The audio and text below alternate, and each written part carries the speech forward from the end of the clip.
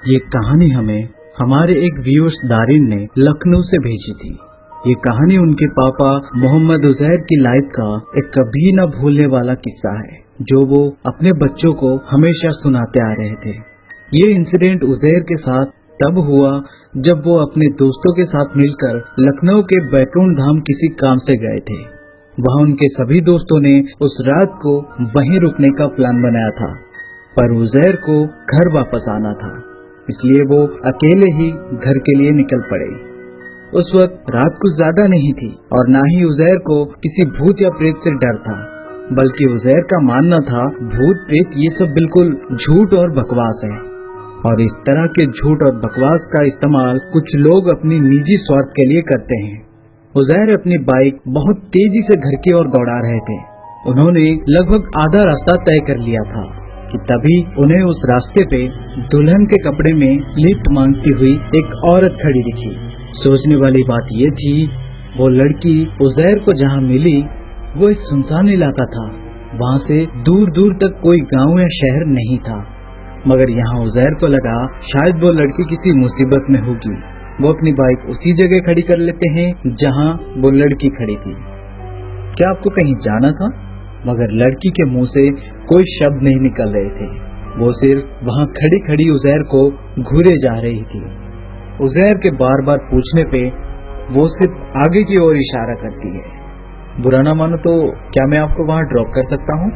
इतने में वो लड़की उजैर की बाइक में बैठ गई और उजैर वहाँ से उस लड़की को साथ लेकर निकल जाते हैं। कुछ दूर जाने पर उन्हें उनके कमर पर कुछ चुभने का एहसास हुआ और वो उस लड़की के नाखून थे। उजैर उस लड़की को ऐसा करने को मना करते हैं, पर वो लड़की बार बार अपनी नाखून उजैर के कमर में चुभो रही थी। इस बार उजैर उस लड़की पे बहुत गुस्सा हो जाते हैं और उसे ये सब बंद करने को कहते हैं। वो लड़की बार बार उजैर को हर्ट करने के बावजूद उजैर उस लड़की को ऐसे सुनसान जगहों पे छोड़ना नहीं चाहते थे, क्योंकि उजैर उस पर गुस्सा हो गए थे और शायद वो लड़की इस बात का बुरा मान गई होगी। ये सोचकर उजैर उससे बात करते हुए आगे बढ़ रहे थे। कुछ दूर जाने के बाद सामने कुछ पुलिस वाले खड़े दिखे। उन्होंने उजैर को रोक लिया। तुम इतने रात को कहाँ से आ रहे हो? नहीं सर, वो बैकुंठ धाम से लौट रहा था, ये मैडम रास्ते पे मिली, बस उन्हें छोड़ने जा रहा हूँ। पुलिस वाले हैरानी से उजैर को देखने लगे। अबे पागल ही क्या, कौन मैडम, कहाँ है? क्यों मजाक कर रहे हो सर? ये कह के उजैर जैसे ही पीछे मुड़े, वहाँ उनके पीछे सच में कोई नहीं था। इस बात से वो बहुत हैरान हुए और फिर पुलिस वालों ने उन्हें घर चले जाने को कहा। इसके बाद उजैर अपने घर आ गए। घर पहुँचते ही उजैर को अपनी कमर पे जलन महसूस हुई।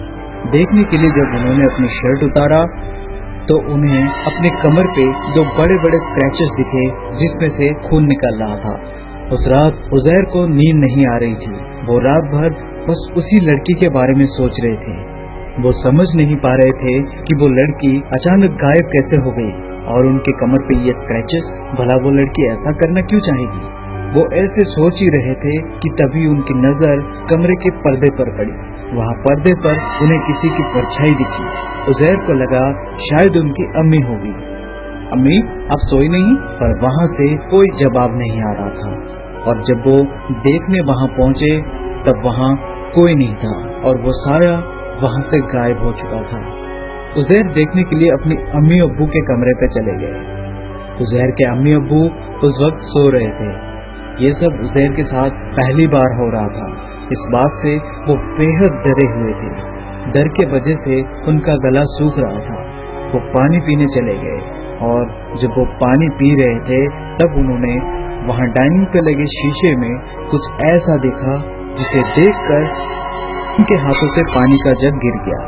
उन्होंने देखा वहाँ डाइनिंग पे लगे आईने में पूरी तरह से गायब थे और उसी औरत का रिफ्लेक्शन दिख रहा था। अब उजैर को ये समझने में देर नहीं लगी कि उन्होंने जिसे लिफ्ट दी थी वो चुड़ैल थी। इस बात से खौफ खाए उजैर वहाँ से भागने के लिए जैसे ही मुड़े, उन्होंने देखा वो चुड़ैल उनके पीछे रखी अलमारी के ठीक ऊपर बैठी थी। उसे इस तरह देखकर घबराए उजैर वहीं बेहोश होकर गिर गए। इस बात को काफी साल बीत चुका था। لیکن تب سے لے کر آج تک عزیر کو نہ ہی وہ چڑیل دکھی اور نہ ہی انہوں نے کبھی اسے اپنے گھر میں محسوس کی۔